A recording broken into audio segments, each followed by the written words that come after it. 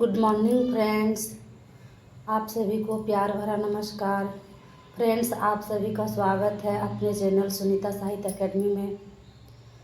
Friends, आज हम लोग पढ़ने वाले हैं दिल्ली में एक मौत।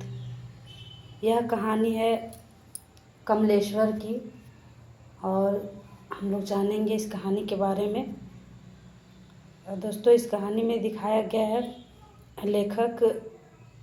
लेखक जब दिल्ली में रहते हैं तो एक जाना माना सेठ है और उस सेठ की मृत्यु हो जाती है। तो उसकी शव यात्रा में जाने के लिए इनके मन में जो द्वंद्व होता है, अंतर्द्वंद, उसी के बारे में बताया है। सेठ दीवान चंद शायद नाम रहता है। तो हम लोग इसके बारे में जानते हैं विस्तार से।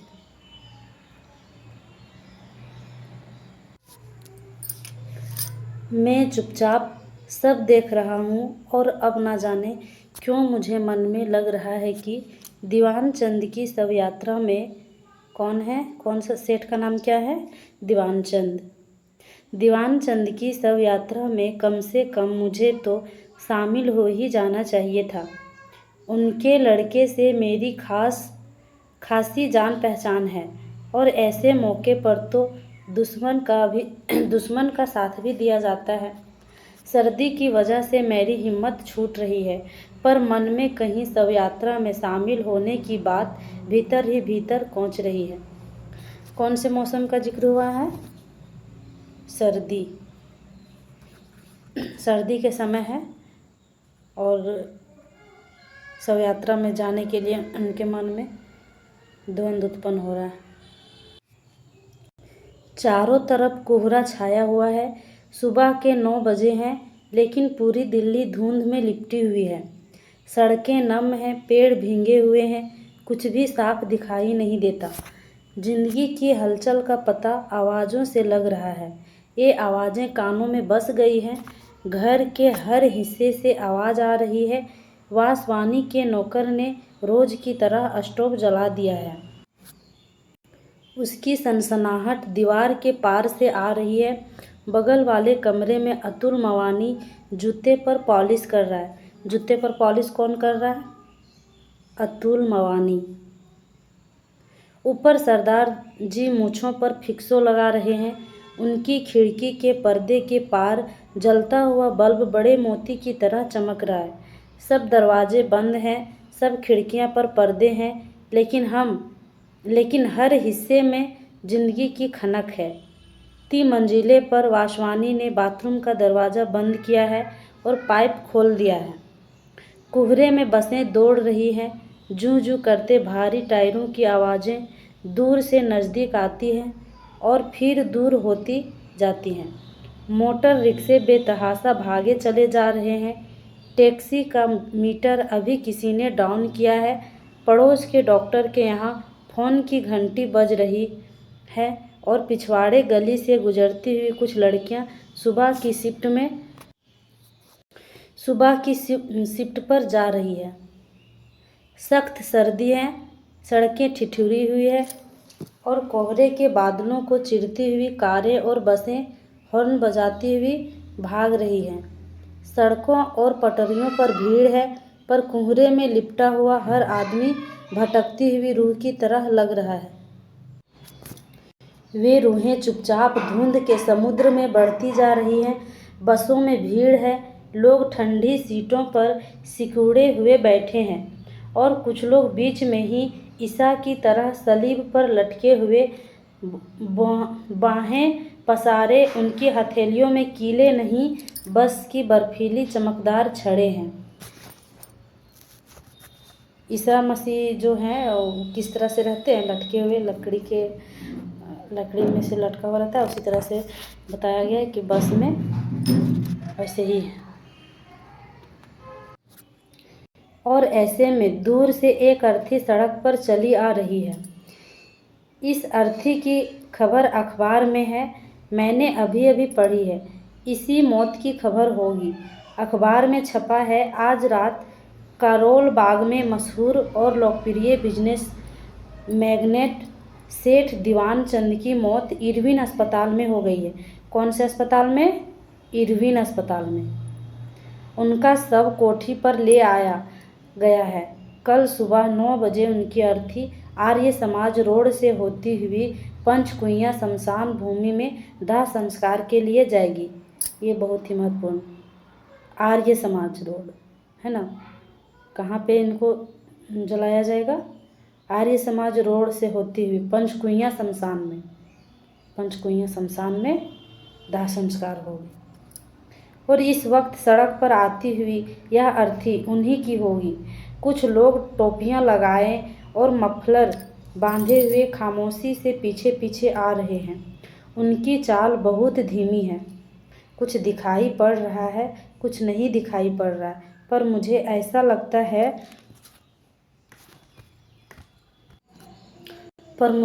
लगता है अर्थी के पीछे कुछ आदमी हैं। मेरे दरवाजे पर दस्तक होती है। मैं अखबार एक तरफ रखकर दरवाज़ा खोलता हूँ। अतुल मवानी सामने खड़ा है। यार क्या मुसीबत है, आज कोई आयरन करने वाला भी नहीं आया। जरा अपना आयरन देना, अतुल कहता है तो मुझे तसल्ली होती है। नहीं तो उसका चेहरा देखते ही मुझे खटका हुआ था कि कहीं शव यात्रा में जाने का बवाल ना खड़ा कर दे। मैं उसे फौरन आयरन दे देता हूँ और निश्चित हो जाता हूँ कि अतुल अब अपनी पैंट पर लोहा करेगा और दूतावासों के चक्कर काटने के लिए निकल जाएगा। तो लेखक के यहाँ आयरन मांगने कौन आते हैं? अतुल। अभी पूछ सकता है कि क्या मांगने आता है, तो यहाँ पे होगा आयरन मांगने आता है। जब से मैंने अखबार में सेठ दीवानचंद की मौत की खबर पढ़ी थी, मुझे हर क्षण यही खटका लगा था कि कहीं कोई आकर इस सर्दी में शव के साथ जाने की बात ना कह दे। बिल्डिंग के सभी लोग उनसे परिचित थे और सभी शरीफ दुनियादार आदमी थे। तभी सरदार जी का नौकर जीने से भड़बड़ाता हुआ आया और दरवाज़ा खोलकर बाहर जाने लगा। अपने मन को और सहारा देने के लिए मैंने उसे पुकारा, धर्मा कहाँ जा रहा है? तो इस नौकर का नाम क्या है? धर्मा है। और ये किनका नौकर है? सरदार जी का। सरदार जी के लिए मक्खन लेने, उसने वहीं से जवाब दिया। तो लगे हाथों लपक कर मैंने भी अपनी सिगरेट मंगवाने के लिए उसे पैसे थमा दिए। सरदार जी नाश्ते के लिए मक्खन मंगवा रहे हैं। इसका मतलब है वे भी शव यात्रा में शामिल नहीं हो रहे हैं। मुझे कुछ और राहत मिली। जब अतुल मवानी और सरदार जी का इरादा शव यात्रा में जाने का नहीं है तो मेरा कोई सवाल ही नहीं उठता। इन दोनों का या वासवानी परिवार का ही सेठ दीवानचंद के यहाँ ज़्यादा आना जाना नहीं था। मेरी तो 4-5 बार की मुलाकात भर थी। अगर ये लोग ही शामिल नहीं हो रहे हैं तो मेरा सवाल ही नहीं उठता। सामने बारजे पर मुझे मिसेस वासवानी दिखाई पड़ती हैं। उनके खूबसूरत चेहरे पर अजीब सी सफ़ेदी और ओठों पर पिछली शाम की लिपस्टिक की हल्की लाली अभी भी मौजूद थी। गाउन पहने हुए ही वे निकली हैं और अपना जोड़ा बांध रही हैं। उनकी आवाज़ सुनाई पड़ती है, डासलग जरा मुझे पेस्ट देना प्लीज़। मुझे और राहत मिलती है। इसका मतलब है कि मिस्टर वासवानी भी मैयत में शामिल नहीं हो रहे हैं। दूर आर्य समाज रोड पर वह अर्थी बहुत आहिस्ता आहिस्ता बढ़ती आ रही है। अतुल मवानी मुझे आयरन लौटाने आता है।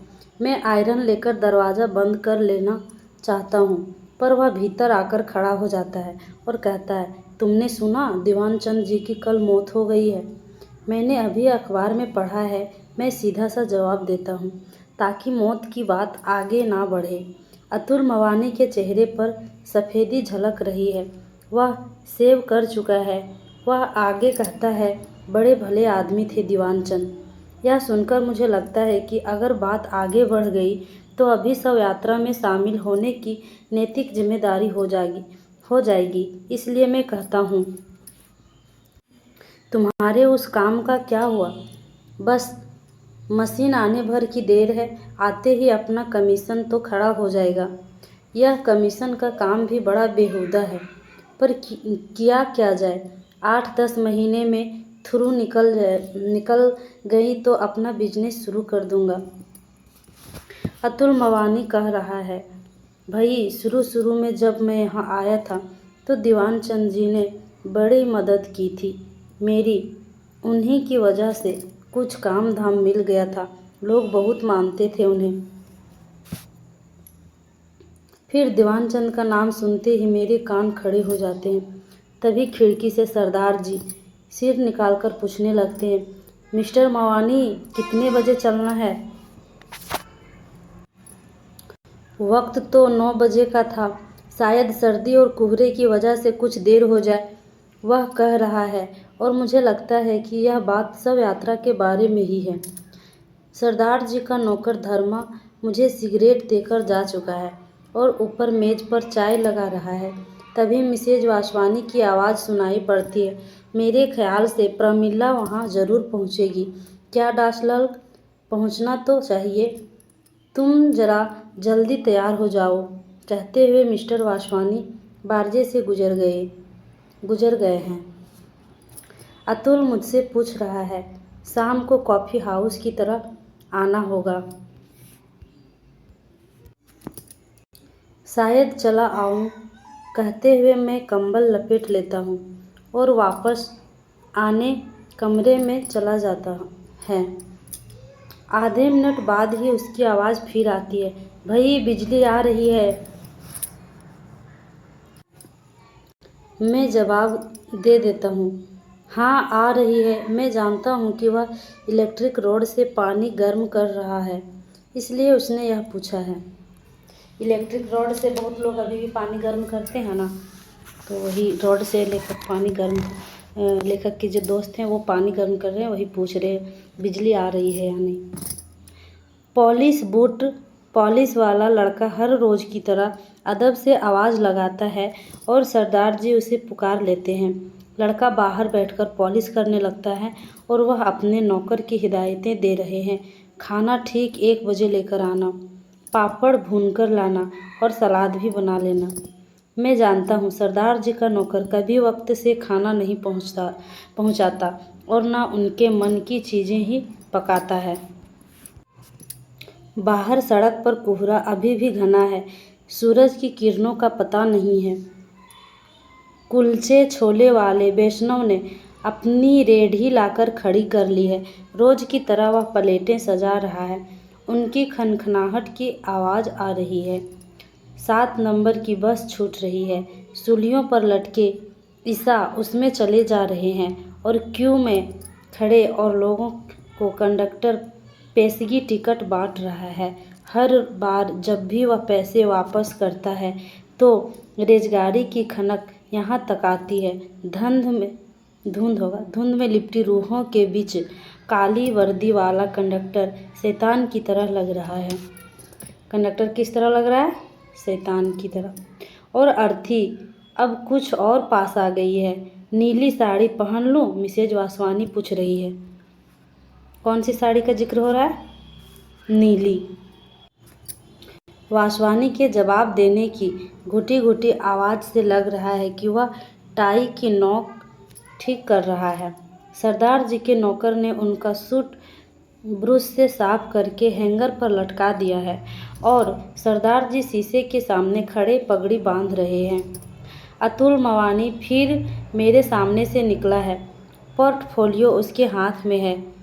पिछले महीने बनवाया हुआ सूट उसने पहन रखा है। उसके चेहरे पर ताजगी है और जूतों पर चमक। आते ही वह मुझे पूछता है, तुम नहीं चल रहे हो? और मैं जब तक पूछूं कि कहाँ चलने को वह पूछ रहा है, वह सरदार जी को आवाज़ लगाता है, आइए सरदार जी, अब देर हो रही है, 10 बज चुका है। दोस्तों, ये पोर्टफोलियो का मतलब समझते हैं आप लोग? पोर्टफोलियो वो होता है जो किसी भी मतलब किसी के बारे में या फिर और कुछ भी जानकारी को एकत्र करके, जैसे डायरी वगैरह मेंटेन करते हैं, तो उसी तरह से एक फाइल होता है जिसमें सारा रिकॉर्ड रहता है उसमें, तो ये उसी को पोर्टफोलियो कहते हैं। 2 मिनट बाद ही सरदार जी तैयार होकर नीचे आते हैं कि वासवानी ऊपर से ही मवानी का सूट देकर पूछता है, ये सूट किधर सिलवाया? उधर खान मार्केट में, बहुत अच्छा सिला है, टेलर का पता हमें भी देना। फिर वह अपनी मिसेज को पुकारता है, अब आ जाओ डियर। अच्छा मैं नीचे खड़ा हूँ, तुम आओ, कहता हुआ वह भी मवानी और सरदार जी के पास आ जाता है और सूट को हाथ लगाते हुए पूछता है, लाइनिंग इंडियन है? इंग्लिश? बहुत अच्छा फिटिंग है, कहते हुए वह टेलर का पता डायरी में नोट करता है। मिसेज वासवानी बारजे पर दिखाई पड़ती है। अर्थी अब सड़क पर ठीक मेरे कमरे के नीचे है। उसके साथ कुछ एक आदमी हैं, 1-2 कारें भी हैं जो धीरे धीरे रेंग रही हैं। लोग बातों में मशगूल हैं। मिसेज वासवानी जूड़े में फूल लगाते हुए नीचे उतरती हैं तो सरदार जी अपनी जेब का रुमाल ठीक करने लगते हैं और इससे पहले कि वे लोग बाहर जाएं, वासवानी मुझसे पूछता है, आप नहीं चल रहे? आप चलिए, मैं आ रहा, मैं कहता, पर दूसरे ही क्षण मुझे लगता है कि उसने मुझसे चलने को कहा है। मैं अभी खड़ा सोच ही रहा हूँ कि वे चारों घर के बाहर हो जाते हैं। अर्थी कुछ और आगे निकल गई है। एक कार पीछे से आती है और अर्थी के पास धीमी होती है। चलाने वाले साहब सब यात्रा में पैदल चलने वाले एक आदमी से कुछ बात करते हैं और कार सर से आगे बढ़ जाती है। अर्थी के साथ पीछे जाने वाली दोनों कारें भी उसी कार के पीछे सरसराती हुई चली जाती है। मिसेज वासवानी और वे तीनों लोग टैक्सी स्टैंड की ओर जा रहे हैं। मैं उन्हें देखता रहता हूँ। मिसेज वासवानी ने फर कॉलर डाल रखा है और शायद सरदार जी अपने चमड़े के दस्ताने पहने हैं और वे चारों टैक्सी में बैठ जाते हैं।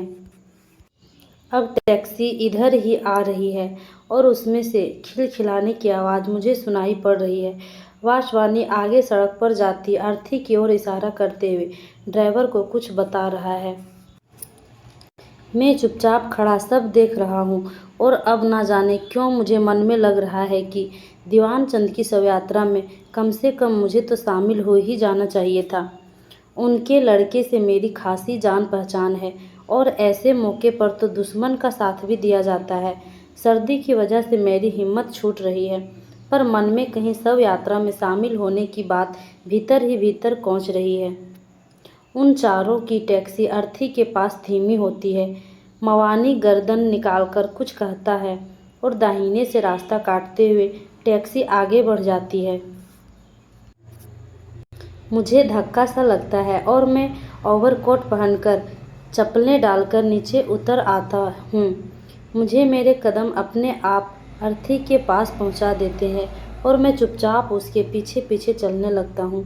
4 आदमी कंधा दिए हुए हैं और 7 आदमी साथ चल रहे हैं। 7वां मैं ही हूँ और मैं सोच रहा हूँ कि आदमी के मरते ही कितना फर्क पड़ जाता है। पिछले साल ही दीवान चंद ने अपनी लड़की की शादी की थी तो हजारों की भीड़ थी। कोठी के बाहर कारों की लाइन लगी हुई थी। मैं अर्थी के साथ साथ लिंक रोड पर पहुंच चुका हूं। अगले मोड़ पर ही पंचकुइयां शमशान भूमि है और जैसे ही अर्थी मोड़ पर घूमती है, लोगों की भीड़ और कारों की कतार मुझे दिखाई देने लगती है। कुछ स्कूटर भी खड़े हैं। औरतों की भीड़ एक तरफ खड़ी है। उनकी बातों की ऊंची ध्वनियाँ सुनाई पड़ रही है। उनके खड़े होने में वही लचक है जो कनॉट प्लेस में दिखाई पड़ती है। सभी के जूड़ों के स्टाइल अलग अलग हैं। मर्दों की भीड़ से सिगरेट का धुआं उठ उठकर कुहरे में घुला जा रहा है और बात करती हुई औरतों के लाल लाल होंठ और सफ़ेद दांत चमक रहे हैं और उनकी आंखों में एक गरूर है। अर्थी को बाहर बने चबूतरे पर रख दिया गया है। अब खामोशी छा गई है। इधर उधर बिखरी हुई भीड़ सब के इर्द गिर्द जमा हो गई है और कारों के शोफर हाथों में फूलों के गुलदस्ते और मालाएं लिए अपनी मालकिनों की नज़रों का इंतज़ार कर रहे हैं। मेरी नज़र वासवानी पर पड़ती है। वह अपनी मिसेज को आँख के इशारे से शव के पास जाने को कह रहा है और वह है कि एक औरत के साथ खड़ी बात कर रही है। सरदार जी और अतुल मवानी भी वहीं खड़े हुए हैं। शव का मुंह खोल दिया गया है और अब औरतें फूल और मालाएं उसके इर्द गिर्द रखती जा रही है। सोफर खाली होकर अब कारों के पास खड़े सिगरेट पी रहे हैं। एक महिला माला रखकर कोट की जेब से रुमाल निकालती है और आँखों पर रखकर नाक सुरसुराने लगती है और पीछे हट जाती है। और अब सभी औरतों ने रुमाल निकाल लिए हैं और उनकी नाकों से आवाज़ें आ रही हैं। कुछ आदमियों ने अगरबत्तियाँ जलाकर शव के सिरहाने रख दी हैं। वे निश्चल खड़े हैं। आवाज़ों से लग रहा है औरतों के दिल को ज़्यादा सदमा पहुंचा है। अतुल मवानी अपने पोर्टफोलियो से कोई कागज़ निकालकर वासवानी को दिखा रहा है। मेरे ख्याल से वह पासपोर्ट का फॉर्म है। अब शव को भीतर स्मशान भूमि में ले जाया जा रहा है। भीड़ फाटक के बाहर खड़ी देख रही है। सोफरों ने सिगरेट या तो पी ली है या बुझा दी है और वे अपनी अपनी कारों के पास तैनात हैं। शव अब भीतर पहुंच चुका है। मातम पुरसी के लिए आए हुए आदमी और औरतें अब बाहर की तरफ लौट रहे हैं। कारों के दरवाजे खुलने और बंद होने की आवाज़ें आ रही हैं। स्कूटर स्टार्ट हो रहे हैं और कुछ लोग रीडिंग रोड बस स्टॉप की ओर बढ़ रहे हैं। कोहरा अभी भी घना है। सड़क से बसें गुजर रही हैं और मिसेज वासवानी कह रही हैं, प्रमिला ने शाम को बुलाया है, चलोगे ना डियर? कार आ जाएगी, ठीक है ना? वासवानी स्वीकृति में सिर हिला रहा है। कारों में जाती हुई औरतें मुस्कुराते हुए एक दूसरे से विदा ले रहे हैं और बाय बाय की कुछ एक आवाज़ आ रही हैं। कारें स्टार्ट होकर जा रही हैं। अतुल मवानी और सरदार जी भी रीडिंग रोड बस स्टॉप की ओर बढ़ गए हैं और मैं खड़ा सोच रहा हूँ कि अगर मैं भी तैयार होकर आया होता तो यहीं से सीधा काम पर निकल जाता, लेकिन अब तो 11:30 बज चुके हैं। चिता में आग लगा दी गई है और 4-5 आदमी पेड़ के नीचे पड़ी बेंच पर बैठे हुए हैं। मेरी तरह वे भी यूं ही चले आए हैं। उन्होंने ज़रूर छुट्टी ले रखी होगी, नहीं तो वे भी तैयार होकर आते। मेरी समझ में नहीं आ रहा है कि घर जाकर तैयार होकर दफ्तर जाऊं या अब एक मौत का बहाना बनाकर आज की छुट्टी ले लूं। आखिर मौत तो हुई ही है और मैं शव यात्रा में शामिल भी हुआ हूँ। तो दोस्तों, ये थी दिल्ली में एक मौत की कहानी और ये कहानी कैसी लगी आप लोगों को ज़रूर बताइएगा। और वीडियो पसंद आई होगी तो लाइक, शेयर और कमेंट ज़रूर कीजिएगा और इस चैनल को बहुत ज़्यादा सपोर्ट कीजिए दोस्तों। और बहुत बहुत धन्यवाद।